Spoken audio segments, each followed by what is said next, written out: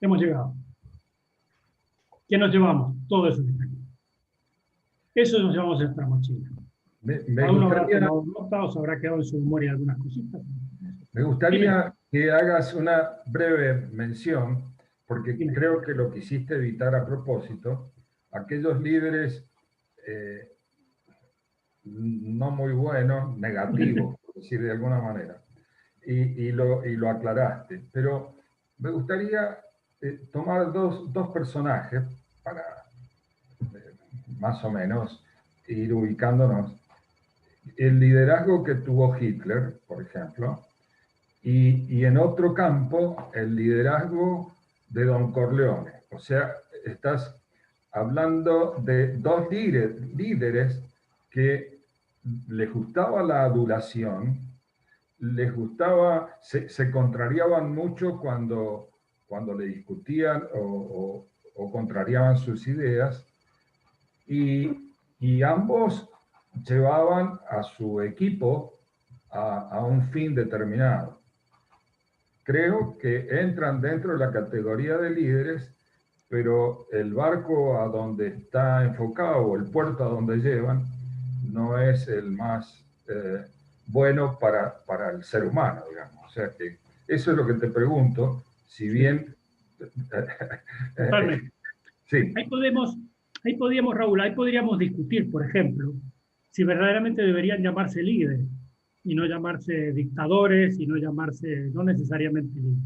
Con el enfoque que, como estamos hablando del objetivo de esta charla, pues el liderazgo da, bueno, a mí me apasiona, pero va para, por decirlo, en la, como nosotros nos dedicamos, nos enfocamos a los líderes organizacionales, por supuesto lo vimos desde el punto de vista de aquellos líderes que llevan a buen fin una organización, ¿no? ¿Sí? Lo que tú planteas son fenómenos muy estudiados, por cierto, muy estudiados, por cierto, y, y que muchas veces y desgraciadamente en la historia demuestra que son seguidos por mucha gente. ¿Tiene las características un poco lo que hemos esbozado aquí? No, no, claro que no. Entonces nos vamos a lo que decía Peter Drucker, como austríaco, ¿no? Sí. Peter Drucker, que decía, la única definición válida de líder es que lo siguen mucho, que tiene seguidores, ¿no? Es muy complicado, hay cuestiones sociológicas, psicológicas, profundamente psicológicas, que se pueden explicar desde el psicoanálisis y se pueden explicar desde un montón de aspectos.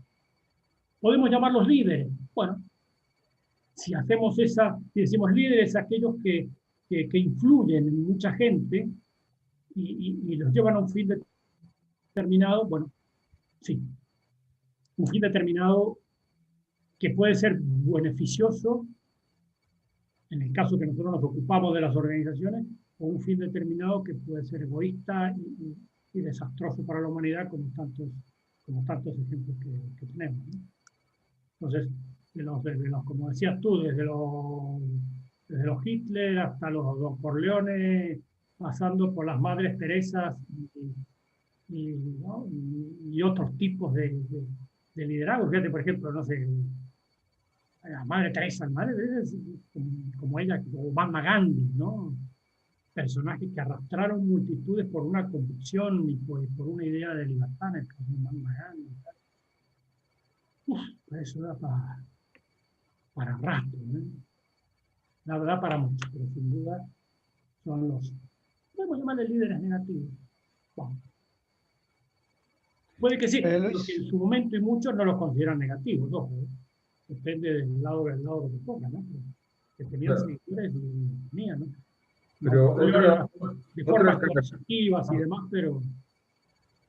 Otra característica que veo en esos casos es que sus seguidores rápidamente se transforman en fanáticos.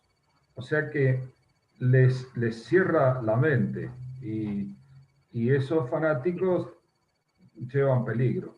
Sí. Hay mucho estudiado sobre la manipulación en ese aspecto, ¿no? Y sin duda que no pueden manipular, eso no es ningún descubrimiento, ¿no?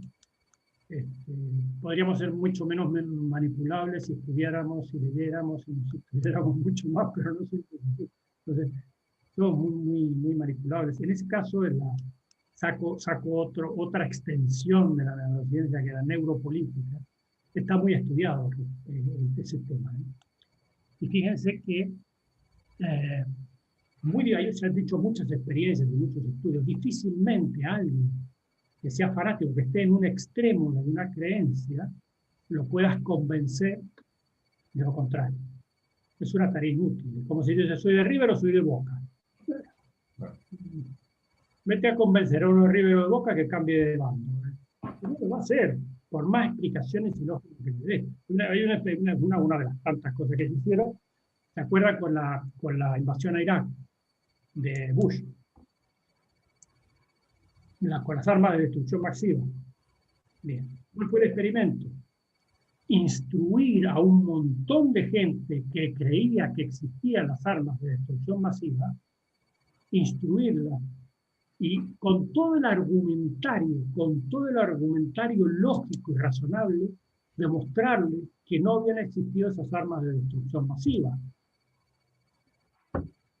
¿A cuántos convencieron? A ninguno, estadísticamente hablando. No convencieron a nadie. Porque termina siendo, pero es que no hay pruebas, las pruebas lo han ocultado, porque bla, bla, les doy explicaciones a lo que quiera. Mira, que este político tiene 50 cargos, que lo van a meter preso, lo deberían meter preso porque tiene 50 cargos por robo, por 10.000 millones de cosas. Mentira, los jueces están comprados, listo. Creo lo que quiero creer. Los argumentos lógicos no sirven para determinados estados mentales, donde creo que el término entró o está el fanatismo. A esos estados mentales no hay argumentos lógicos para convencer. Porque dicen, ¿será que no se explica lo suficiente? ¿Será que no lo hemos difundido lo suficiente? Que sí, hombre, que si lo haces bien, ayudarás a desburrar a muchos, pero va a haber otros que no va a haber manera, por más que sean los argumentos más lógicos del mundo y más científicos. Por ejemplo, todo este movimiento anticientífico que estamos viviendo ahora, es apabullante. ¿Cómo te explican lo de la Tierra plana? Es algo que te lo explican, ¿no? Y se pone en la cabeza que la Tierra es plana, ¿no? Y ya está, la Tierra es plana. Ando a darte una vuelta al disco y hablamos.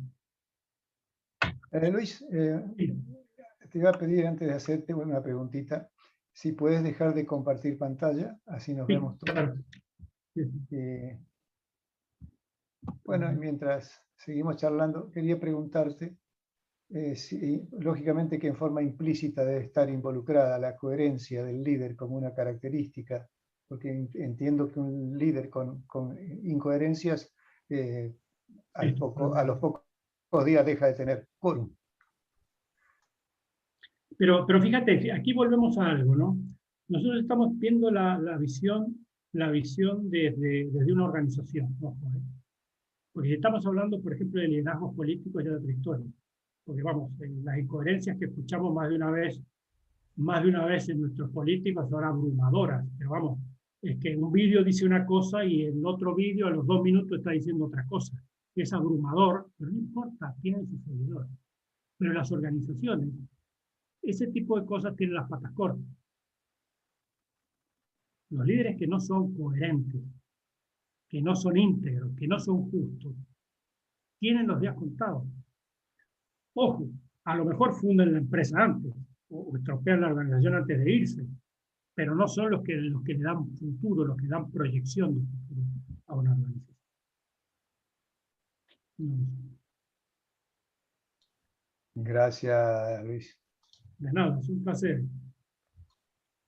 Estamos de paso, sin cortar la conversación, agradeciendo a la Facultad Regional Mendoza de la Tecnológica por su permanente respaldo y auspicio, y fundamentalmente por esa amistad que tiene con la ciencia y con este Ateneo. Era simplemente esa idea. Pero bueno, yo creo que Antonio Curi y Vittorio Sonsogni tienen mucho para preguntar también. ¿Cómo no? Yo por mi parte no tengo problema. Adelante. Y Roberto Lauro. Adelante, Victorio, con la mano levantada, la veo ahí. Después Roberto. Gracias, Luis. Muy interesante todo lo que nos has contado. Yo, la verdad, desconozco todos estos temas, los he escuchado con mucha avidez, así que me ha parecido muy interesante.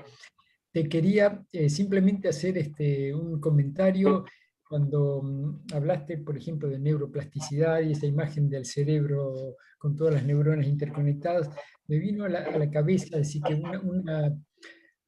digamos, una metáfora a lo mejor de lo que somos nosotros como neuronas de una Gaia. Decía, digamos que el mundo está totalmente globalizado y realmente, por ejemplo, en esta situación, digamos, Nobel que nos está ya repercute globalmente y habría que tomar una decisión para una cura global o un remedio global que aparentemente no se está haciendo.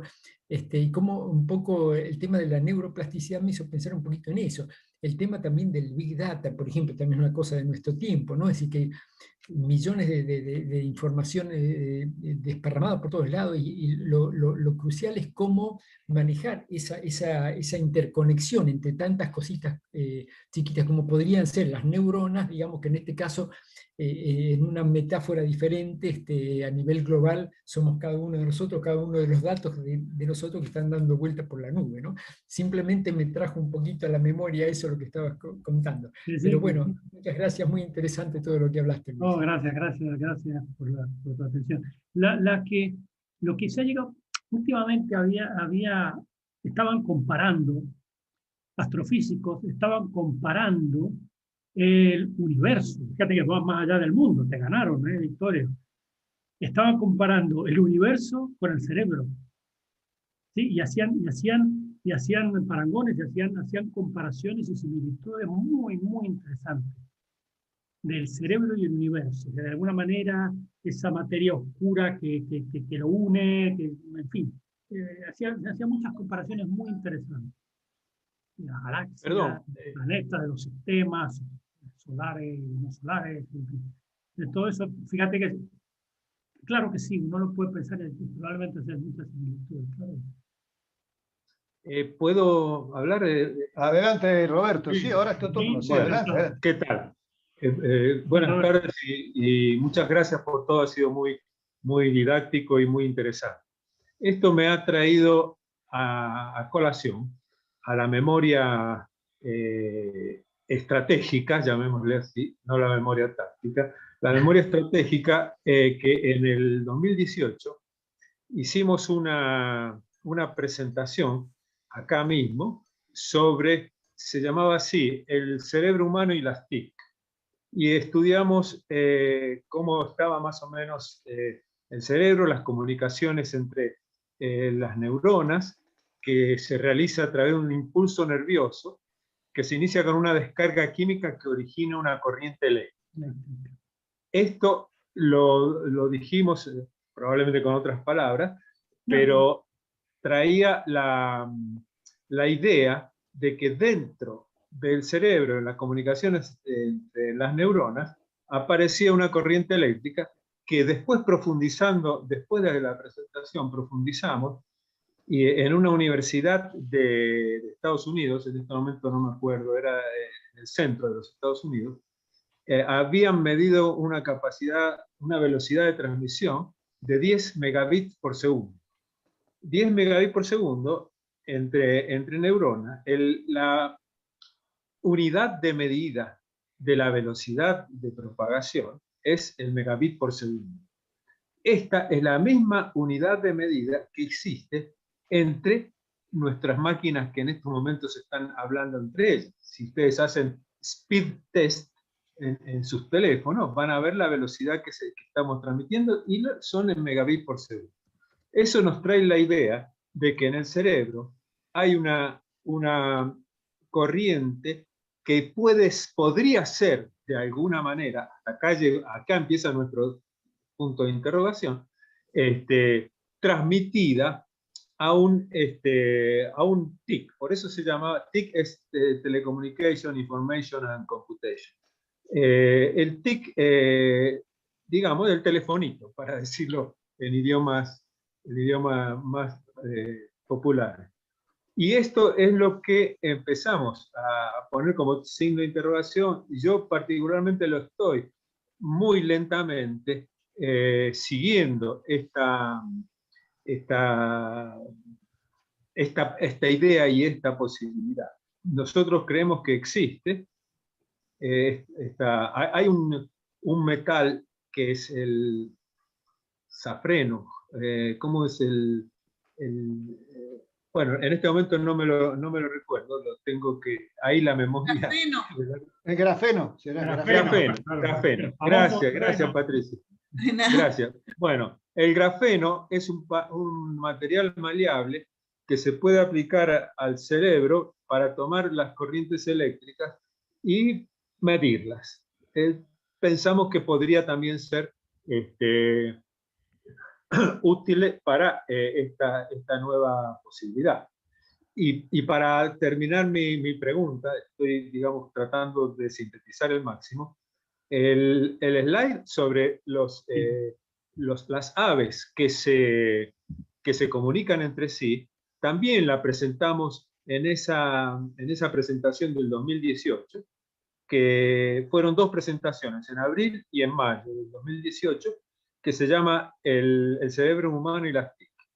Y entonces, ahí sí yo me atreví a hacer digamos, una conclusión de qué es lo que estaba pasando o qué es lo que no estaba pasando. Yo he visto esas aves en un lugar, estaba en Nápoles, en Italia, mucho tiempo, y veía en los lugares, en el puerto, estos aves que se movían y justamente cambiaban de dirección inmediatamente. Eso me llamó la atención. Digo, acá alguien les está instruyendo para que cambien de lugar y al mismo lugar siempre, en la misma dirección, quiero decir. Porque medí así mentalmente la velocidad de propagación del sonido, que son 300 metros por segundo, y esas nubes de pájaros, de aves, estorninos, esas nubes de estorninos medían mucho más de 300 metros. O sea que y un segundo es muchísimo para decirle... Totalmente. Exactamente. Así que entre esas aves seguramente hay un sistema de comunicación que no conocemos. Y esas son nuestras preguntas que estamos dejando, yo por lo menos me las estoy dejando colgadas sin posibilidad de respuesta. No lo puedo responder porque no lo sé. De verdad. Bueno, pero los datos de hecho es eso. Lacan, desde la psicología, Lacan decía que estábamos unidos todos, de alguna manera éramos un organismo y que había algo, que realmente hay cosas muy, muy extrañas. ¿Por qué desde una punta del planeta a otra punta del planeta de repente ocurren cosas similares? Tendencias iguales, aunque ya verán a ver qué pasó. No existe aparentemente un vínculo. Habrá alguno que era bueno en física cuántica, ¿sí? Pero todavía hay muchos misterios en eso, ¿no? Lacan decía que estábamos todos unidos como un organismo, como un solo organismo. O sea, que nuestro pensamiento era el pensamiento del grupo, en realidad. Todos estábamos unidos de una manera interesante. Sí, hay muchas cosas de esas que se dijeron que Dios generó la teoría del caos, de cosas que no se sabían. Por ejemplo, los informes meteorológicos. La teoría del caos, cada vez, digamos, hay menos caos, porque se están descubriendo cosas. ¿Por qué era el caos? ¿Por qué era el caos? Por ejemplo, la meteorología es una cosa que ahora se conoce con muchísima precisión, gracias a los satélites de baja cuota, que van transmitiendo las señales. Digamos, una de las señales es esa, donde la función es esa, transmitir señales meteorológicas en distintos lugares de la Tierra, inmediatamente, que son distintas a 1 kilómetro de distancia. Bueno, no quiero interrumpir más. Así es, Roberto, muchas gracias. Le vamos a dar la palabra a Antonio Curi, y bueno, no sin decir que según Saramago el caos es un orden por descubrir. Adelante, Antonio. Sí, bueno, primero que nada agradecer al profesor Luis Roldán esta charla magistral, realmente me ha encantado, y hacer algunos comentarios referente a esto. Voy a empezar por lo que decía Roberto Lauro, el tema de los estorninos y de estas nubes de estorninos. En realidad, creo que, o sea, no creo, sino que lo he estudiado un poquito el tema, lo he visto, y tienen una motivación. Justamente se habla de motivación. La motivación que tienen estos animales al hacer esas nubes es defenderse de los depredadores, de los halcones o de las aves de presa. En ese movimiento que hacen, que se reemplazan uno al otro, el ave de presa no tiene tiempo digamos, le apunta un objetivo y se mueven tan rápido que les cambia inmediatamente la posición del objetivo y no pueden digamos, atraparlo. Es increíble, digamos, creo que está muy relacionado con lo que es la emoción, ¿no? La emoción de sentir la muerte cerca, y desarrollan todo este mecanismo, digamos, para defenderse. Y respecto del tema de lo que es el neuroliderazgo, me gustó mucho la charla porque integra todas las disciplinas, ¿no? Creo que como en la física, que, bueno, tuvimos la oportunidad de escuchar y de haber estado viendo videos de Maldacena, del doctor Maldacena, creo que como en la física hay que tratar de unir el concepto de liderazgo, digamos, en lo que es físico, químico, biológico, digamos, con lo que va más allá de lo estrictamente material, digamos, o sea, que sería lo psicológico. O sea, o sea, me parece que son dos teorías que tienen que unirse, así como la mecánica cuántica tiene que unirse con la teoría relativista, ¿no? De la relatividad. Me parece que este es un parangón que se podría hacer, o se podría pensar en que estamos yendo en ese camino también, ¿no? Me parece, es un comentario que lo dejo picando y agradezco nuevamente. Puede ser, desde ese punto de vista, Antonio, el neuroliderazgo, desde el momento en que parte desde los fundamentos de nuestro comportamiento, que es el funcionamiento de nuestro cerebro, podría considerarse que es algo unificador, ¿no? Que es la teoría final que abarca, dice, bueno, ¿cómo está funcionando mi cerebro? Y a partir de ahí puedo explicar muchos modelos, que a lo mejor terminan ratificando cosas que ya podrían estar diciendo psicólogos o sociólogos, etc., ¿no? No necesariamente van a encontrar cosas. Interesante, sí.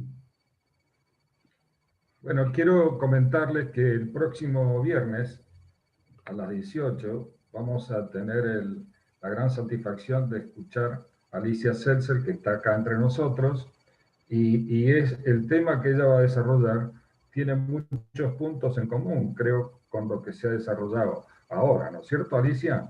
Yo justamente sí, cómo no.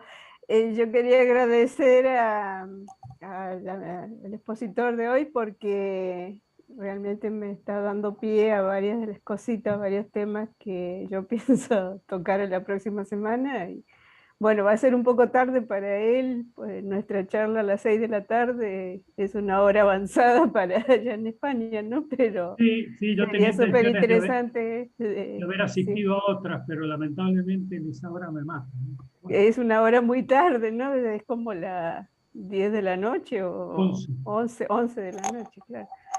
Entonces, bueno, de todas maneras ha tocado varios puntos que pienso de alguna forma discutir. Mi charla es mucho más técnica, digamos, más que estrictamente voy a hablar de me parece un que trabajo propio. Quería mostrarle algunos resultados. Porque es profundizar en el tema de cosas que yo toco nada más que por arriba, Claro, no, pero lo bueno es que puedes profundizar mucho más. No, inclusive coincidió porque el tema de mi charla es el dolor, justamente, y uno de los puntos que se han tocado hoy.